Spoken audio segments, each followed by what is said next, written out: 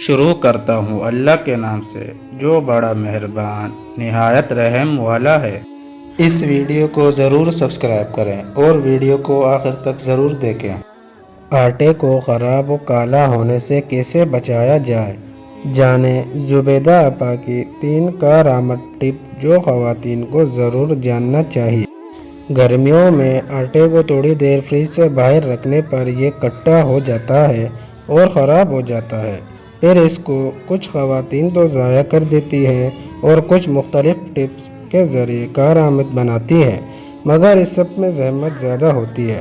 ایسے میں آج ہم آپ کو زبیدہ آپا کے ٹوٹکے بتا رہے ہیں جن سے آپ کو آٹا نہ تو خراب ہوگا اور نہ ہی اس پہ خشکی آئے گی۔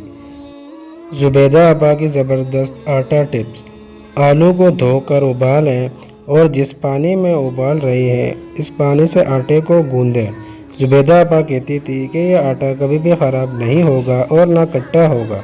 ایک سفید ململ کا کپڑا لیں، اس کو گیلا کریں، پھر آٹے کو اس کپڑے میں لپیٹ کے رکھیں۔ اس طریقے سے نہ تو گوندے ہوئے آٹے میں پیڑی جمے گی اور نہ ہی یہ کٹا ہوگا۔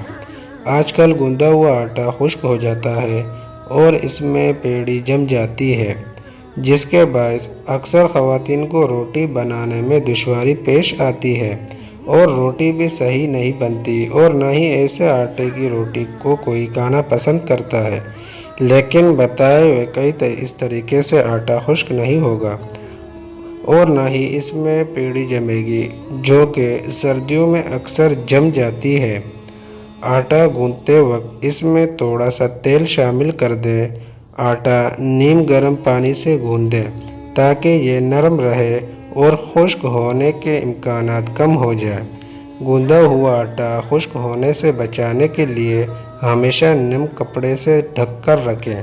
اس طریقے سے گوندا ہوا آٹا خشک نہیں ہوگا، نہ اس میں پیڑی جمے گی اور روٹی یا پراٹھا بھی نرم اور مزیدار بنے گا۔